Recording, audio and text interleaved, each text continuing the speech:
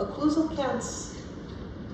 Now, there are dental reasons, there are mandibular reasons, TMJ reasons. It's most likely going to be due to a mandibular asymmetry. Like I said, you can have dentoalveolar canths, definitely. Localized areas of changes in occlusion. You can have a maxillary asymmetry, and you can have some eruption changes that occur. You can have skull base asymmetries, you can have cervical spine asymmetries. Yesterday I showed you some of the things that give you asymmetries, such as the fractures, neonatal fractures giving you a canth, okay? Condylar hypoplasia can give you a canth. Okay, we talked about this and how the heights of contour is what gives me the diagnosis. The heights of contour plus the appearance of the entire mandible gives me the diagnosis of a condylar hypoplasia and differentiates it from idiopathic condylar resorption, where the heights of contour are at the same level, condyle is small, and this gives us a canth. Okay? Condylar hyperplasia, with the growth of the mandible in this direction, the occlusal plane moves downwards, this occlusal plane moves downwards and gives you a canth.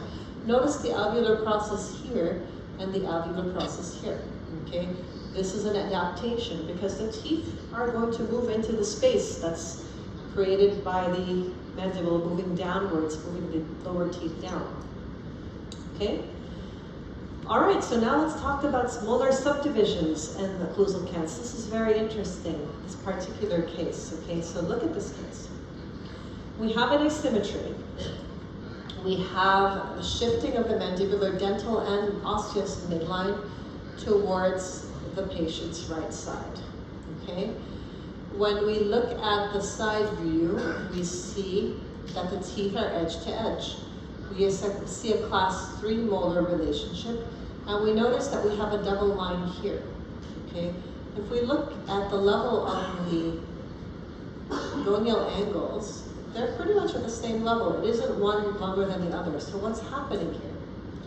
What's happening here is half of the face grows as a class 3, and the other half grows as a class 1. The class 3 side exhibits some of the signs that we see with class 3 skeletal growth. Class 3 skeletal growers have long condyles, very slender condyles. The posterior height of contour is relatively flat. And the joint space is narrowed because the condyle moves upwards, grows upwards, and it squashes the disc, okay? Class 3 molar on one side, class 1 molar on the other side. This condition is called hemimandibular elongation. Okay, I have another case I'll show you right now. This is the side of the hemimandibular elongation. Okay, you can see the long condyle compared to this side. You can see how the joint space is narrowed compared to this one. This type of narrowing is actually because of the development of the condyle moving up, and this whole side shifts towards the unaffected side. So you can see how the molar relationship is more class 3 than it is here. There's a midline shift, dental and skeletal. And when we look at the length of the mandible anterior posteriorly, the affected side is longer than the unaffected side, okay? Hemimandibular elongation. One side of the mandible grows as class 3, the other side grows as a class 1, okay? It's a different type of asymmetry. And then we have these interesting asymmetries that involve the eyes, okay? So we see a canting of the occlusion and also a canting of the eyes, right? And they converge towards each other. So what's going on with these patients? There's something more than just the teeth. In these patients, we have a subdivision as well. We have a class 1 on one side, a class 2 on the other side. All right, so I don't know if some of you might know the Roth-Williams philosophy or the face philosophy in orthodontics. This is the Williams and the Roth-Williams philosophy. He is one of the people who identified this as being from somewhere other than the teeth, okay?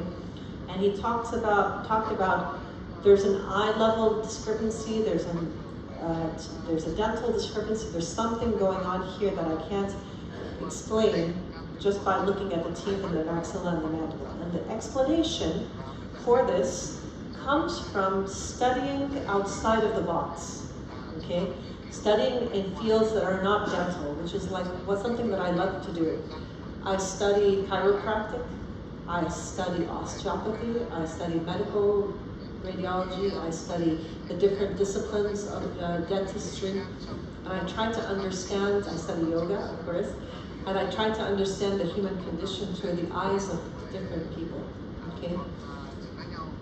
So, the explanation for why these people appear this way comes from the osteopathic literature, and they describe facial asymmetries that are a result of skull-based bone malpositioning in utero, okay?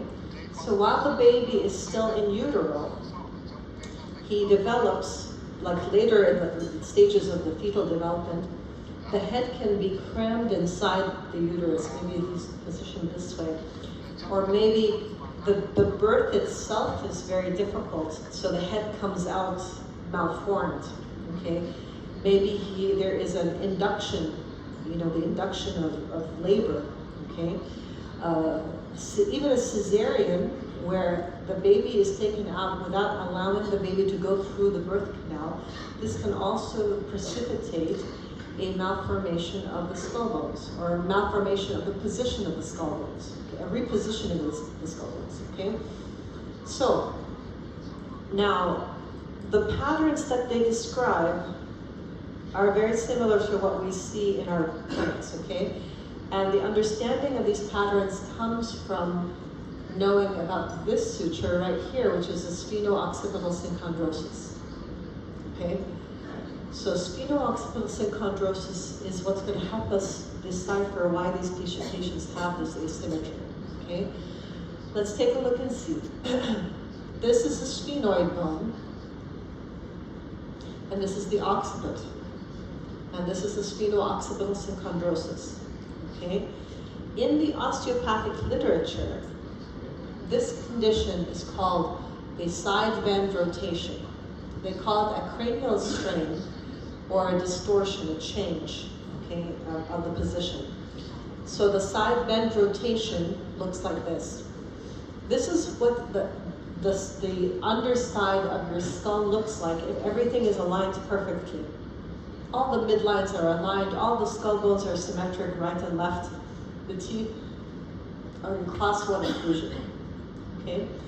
I'm going to put these bones as they would be normally, and then I'm going to show you how they would be positioned if this kind of a condition happens to them, okay? If this asymmetry happens to them. So this is your occiput. This is the occiput, this is how the occiput looks, okay? It should be like this. In these patients, the occiput looks like this, all right? This is your sphenoid bone, as it should be. In these patients, the sphenoid goes like this, okay? The temporal bones are going to come here. Because now there's been a change in the space that we have here, instead of having the temporal bones like this, they are going to adapt and grow into the space and go like that, okay? Did you notice what happened to the glenoid fossa? They're developing in different positions. So this is the more posteriorly positioned glenoid fossa, and this is the more anteriorly positioned one, and this side is going to be more retrognathic, because this is where the condyle is going to go, okay? The maxilla connects to the palatine bone and connects to the sphenoid bone, okay? So what's going to happen now is the maxilla is going to follow the sphenoid bone, okay? We're going to put the mandible, as it should be. The mandible is going to follow the temporal bones. So the condyle is going to sit in the fossa, all right? These are the maxillary teeth. These are the mandibular teeth. This is going to be your class 2 side, all right? Now this is one element This explains why one side is class 2 and the other one is class 1. All right, so just to compare, this is what it looks like if everything is lined up, and this is the rotation that you notice with these patients. The other part of it is that the sphenoid and the occiput are going to rotate in this direction, and this is where your orbits are, where your eyes are, okay? They rotate in this direction, so you're going to have a canting of the eyes, okay? So that's why you have a canting of the eyes here and a canting of the occlusion here. This is going to be the class 2 side. Canting of the occlusion like this, canting of the eyes like this. Okay? Now, why did I start looking for this? Is that because, people ask me to look for asymmetries all the time, and sometimes the asymmetry is very difficult for me to understand. The cone beam CT helps me understand where the asymmetry is coming from. So the patient looks like this. Their skull looks like this. There's an asymmetry. There's a canting. But also the eyes are canted. Look at this. This is lower than this side. If I superimpose the two zygomas on top of each other, I see a double line here, and I also see a double line here. If I superimpose the two sides of the mandible on top of each other, they fit beautifully, but now the zygomas are not lined up. Okay? So there's a skull base asymmetry leading to the canting that we're seeing. When I orient to the external auditory canals, this side of the sphenoid is higher than this side. This orbit is higher than this side. This mandible, side of the mandible, is higher than this side. Okay? Look at the eyes. Okay? Skull base asymmetries. Also, we have changes in this actual size of the cranial vault. Look at this space that we have for the brain on this side is different from the space that we have on the brain on this side. So this is one type of cranial asymmetry. There's another cranial asymmetry that the osteopathic literature calls a torsion, okay? And this is where all the lines, all the planes are canted, okay? All the planes are canted because everything that is anterior to the spheno-occipital synchondrosis rotates in one direction, and everything posterior to the spheno-occipital synchondrosis rotates in the opposite direction, okay? All right.